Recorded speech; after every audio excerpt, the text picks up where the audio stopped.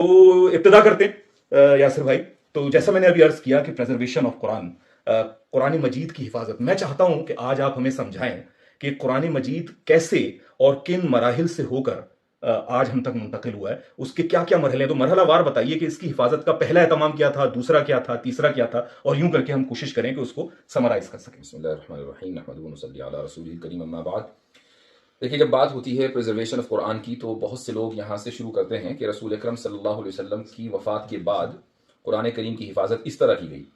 لیکن حقیقت یہ ہے کہ رسول اکرم صلی اللہ علیہ وسلم کے زمانے سے ہی حفاظت قرآن کا سلسلہ شروع ہو گیا تھا، اور اسی اہتمام سے شروع ہوا تھا جو اہتمام ہمیں خلافت راشدہ میں ملتا ہے. اچھا. اور وہ اس طریقے سے کہ یہ سمجھا جاتا ہے کہ شاید قرآن مکمل نہیں لکھوایا تھا آپ علیہ الصلوۃ والسلام نے، بعد میں حضرت ابوبکر کے زمانے میں اور پھر حضرت عثمان کے زمانے میں قرآن کریم کو لکھوایا گیا. ایسا نہیں ہے، بلکہ خود قرآن کی اس بات پر شہادت ہے کہ جس وقت قرآن کریم نازل ہو رہا تھا تو اس کو لکھوایا بھی جا رہا تھا. مثلا سورہ بقرہ کی ہی آیت ہے کہ ذالک الکتاب لا ریب فیہ. اب کتاب تو وہ ہے نا کہ جس کو لکھا جائے گا، کتاب خود کتبہ سے ہے، وہ کتبہ کے معنی آتے ہیں لکھنے کے. تو اس کا مطلب یہ ہے کہ جس کتاب کو کتاب کہا جا رہا ہے وہ کتابی شکل میں، وہ تحریری شکل میں آپ صلی اللہ علیہ وسلم کے زمانے میں موجود تھی. ہاں، جتنا جتنا قرآن کریم نازل ہو رہا تھا اتنا اتنا اس کو لکھوایا جا رہا تھا. تقریباً 60 کے قریب آپ صلی اللہ علیہ وسلم کے کاتبین تھے کہ جو مستقل طور پر آپ صلی اللہ علیہ وسلم کے بلانے پر آتے تھے اور قرآن کی جو آیتیں نازل ہوئی ان کو لکھتے تھے. حضرت عمر رضی اللہ عنہ کا واقعہ لکھ لیجیے، ان کو اسلام لانے کا کتنا مشہور واقعہ ہے. سبھی اس سے واقف ہیں کہ حضرت عمر رضی اللہ عنہ رسول اکرم صلی اللہ علیہ وسلم کو شہید کرنے کے لیے چلے تھے، لیکن اسلام کس طریقے سے لایا جب پتہ چلا کہ بہن نے اسلام قبول کر لیا، بہنوں نے کر لیا. اس واقعے میں ایک چیز ملتی ہے کہ انہوں نے کہا کہ اچھا وہ چیز دکھاؤ جو تم پڑھ رہے تھے. ہاں، یہ تو واقعی سورہ طٰہٰ لکھی ہوئی تھی، تو ان کی بہن نے کہا کہ میں ناپاکی کی حالت میں ہیں آپ، اس لیے میں بھی آپ کو نہیں دوں گی، آپ پہلے ہاتھ منہ دھوئیں.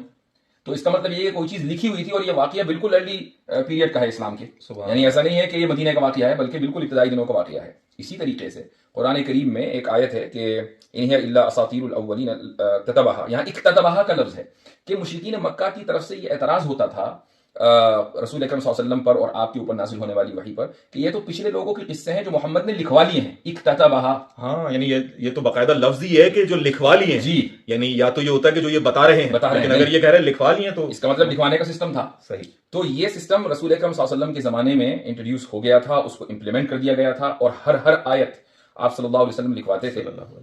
بلکہ ایسا ایک حدیث ہے، صحیح حدیث ہے کہ اس میں ایک آیت نازل ہوئی یہ سورہ مائدہ کی، تو فوراً آپ صلی اللہ علیہ وسلم نے فرمایا کہ میں زید بن ثابت کو بلاؤ، اور وہ دوات، کاغذ، قلم، تختی جو بھی ان کے پاس میسر ہو وہ لے کر آئیں، اور وہ آیت اسی وقت ان کو لکھوائی گئی. اب آپ صلی اللہ علیہ وسلم جب آیت لکھواتے تھے تو وہ کسی کمرے میں یا پرائیویٹ لائف میں یہ کام نہیں ہوتا تھا، بلکہ یہ پبلکلی ہوتا تھا، مسجد میں بیٹھ کر ہوتا تھا، صحابہ کے سامنے ہوتا تھا. اور اس کے بعد آپ صلی اللہ علیہ وسلم اس لکھے ہوئے ٹکڑے کو جس شخص نے لکھا ہے اسی کو عنایت فرما دیتے تھے، الا یہ کہ کوئی اور طلبگار ہو تو پھر اس کو عنایت کر دیتے تھے. لیکن یہ سب عوامی جگہوں پر ہوتا تھا، لوگ اس کے اوپر گواہ بنتے تھے. اور یہ بھی ممکن ہے کہ جب وہ لکھ رہے ہوں تو باقی لوگ بھی اس کو اپنے نسخوں میں درج کر رہے ہیں. اس کا طریقہ یہ ہوتا تھا کہ جب یہ لکھ لیا کاتب نے تو اب لکھنے والا آپ صلی اللہ علیہ وسلم کو پڑھ کر سناتا تھا، تو گویا کہ جو لکھا گیا ہے وہ ویریفائڈ ہو گیا آپ صلی اللہ علیہ وسلم سے. سبحان اللہ. یعنی تو یہ آٹوگرافٹ ہے، یہ آٹوگرافٹ کاپی ہے. زبردست. جی. اب اس کے بعد یہ عنایت کر دی گئی اس کاتب کو یا جس نے بھی اس کو طلب کیا، اور گواہوں کی موجودگی میں مجمع میں دی گئی، تو سب کو پتا ہے کہ یہ آیت جو لکھی ہوئی ہے یہ فلاں صاحب کے پاس ہے. اب جب یہ فلاں صاحب اپنے گھر جائیں گے، اپنے محلے میں جائیں گے، تو وہاں جو دوسرے اصحاب ہوں گے وہ ان سے کاپی کریں گے. لیکن یہ ضروری نہیں ہے کہ جو انہوں نے کاپی کی وہ پبلک میں کی ہو. تو اس کی جو فرسٹ کاپی ہے وہ تو آٹوگرافٹ ہے، ویریفائڈ بائی رسول اللہ صلی اللہ علیہ وسلم. لیکن جو دوسری اور تیسری کاپی ہے یہ ضروری نہیں کہ اس پر گواہ موجود ہوں. واہ، صحیح. تو اس طریقے سے پریزرویشن جو ہے آپ صلی اللہ علیہ وسلم کے زمانے میں. اچھا، تو ہم یہ کہہ سکتے ہیں کہ یعنی ایک تو دیکھیں پرائمری موڈ ہے جو کہ اس کی سیفٹی کا ہے کہ وہ ایک اورل ٹریڈیشن بھی ہماری رہی ہے. بالکل. یعنی اس میں تو کوئی شک ہی نہیں ہے نا. میرے خیال سے ایک بدترین دشمن بھی جو ہو اسلام کا، اس میں ذرا سی بھی جو ہے سچائی ہوگی تو وہ کبھی اس بات کا انکار نہیں کر سکتا کہ مسلمانوں میں جو قرآن حکیم کی حفاظت کا معاملہ ہوا ہے وہ سب سے پہلے ایک اورل ٹریڈیشن کے طور پہ حفظ کے معاملے میں.